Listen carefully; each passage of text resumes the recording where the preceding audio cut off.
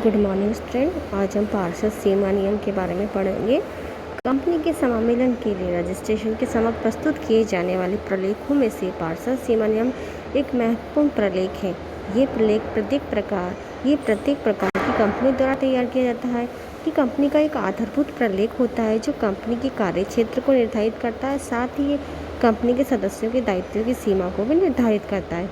इतना ही नहीं, यह प्रलेख अनेक दृष्टिकोण से महत्वपूर्ण है।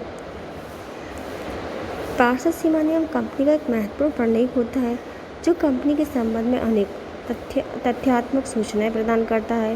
ये कंपनी का नाम तथा स्थान, कंपनी के उद्देश्य, उसकी पूंजी तथा सदस्यों के दायित्व की जानकारी प्रदान करने वाला प्रलेख है। ये कंपनी के कार्य क्षेत्र का अधिकार, उद्देश्य तथा कंपनी की प्रकृति को प्रकट करने वाला महत्वपूर्ण प्रलेख है। पार्षद सीमा नियम का अर्थ भली प्रकार से समझने के लिए हमें कुछ परिभाषाओं का अध्ययन करना है। सबसे पहले धारा 256 के अकॉर्डिंग सीमा नियम में आशय ऐसे कंपनी के पार्षद नियम से है जो पूर्ववर्ती कंपनी के विधान अथवा इन अधिनियम के अनुसरण में मूल रूप से बनाया गया अथवा समय समय पर परिवर्तन किया गया है।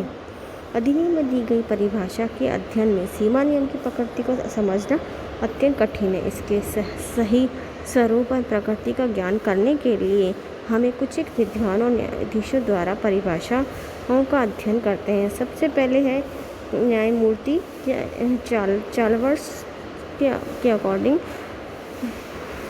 उन्होंने कहा है कि पार्षद सीमा नियम कंपनी का अधिकार पत्र है जो उसकी शक्ति की सीमाओं को परिभाषित करता है। नेक्स्ट परिभाषा है पार्षद सीमा नियम कंपनी का अधिकार पत्र है और यह अधिनियम के अधीन स्थापित कंपनी के अधिकारों की सीमा नियम को परिभाषित करता है। पॉमर के अनुसार पार्षद सीमा नियम वह प्रलेख है जिनमें उन उद्देश्यों का उल्लेख होता है जिनके लिए कंपनी का निर्माण किया जाता है, अतः यह उस कंपनी के कायाकल्प के क्षेत्र को प्रकट करता है। इसके बाहर इसके कार्य नहीं कर सकता। ये कंपनी की शक्तियों को परिभाषित करता है।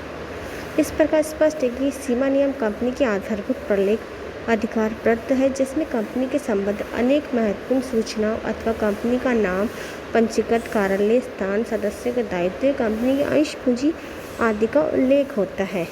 इसमें उल्लेखित उद्देश्य कंपनी की क्रियाओं के क्षेत्र और शक्ति की सीमा को निर्धारित करते हैं जिनके बाहर कंपनी कोई भी कार्य नहीं कर सकता।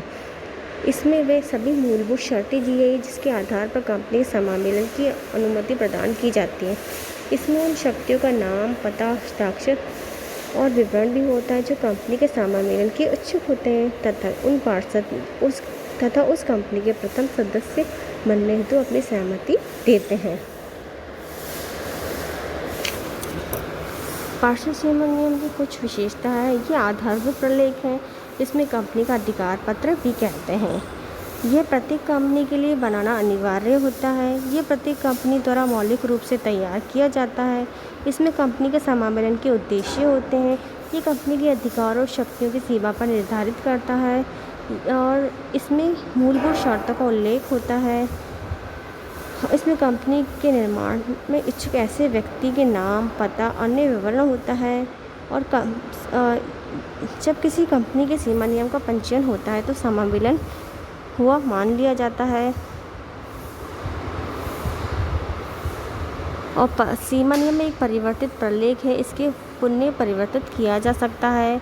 तो ये सारी विशेषता इस पार्षद सीमा नियम में आता है कि पार्षद सीमा नियम कंपनी के लिए एक महत्वपूर्ण प्रलेख के रूप में उभर के सामने आता है जो सभी कंपनियों के लिए अनिवार्य होता है और ये कंपनी को एक प्रलेख एक फंडामेंटली सपोर्ट करता है। ये प्रलेख जो हर कंपनी के लिए कंपलसरी होता है। आज के लिए इतना ही, धन्यवाद।